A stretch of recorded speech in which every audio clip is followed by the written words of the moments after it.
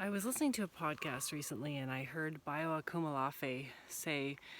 if we lean on the fences long enough, eventually they give way to bigger pastures. And I have really been,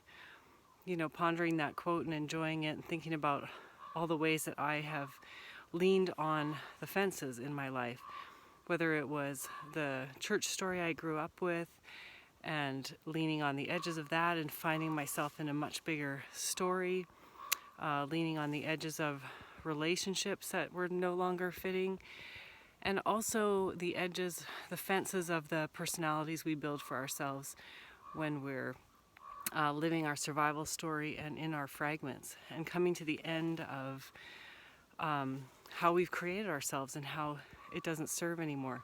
and leaning on those fences until it gives way to something more authentically us.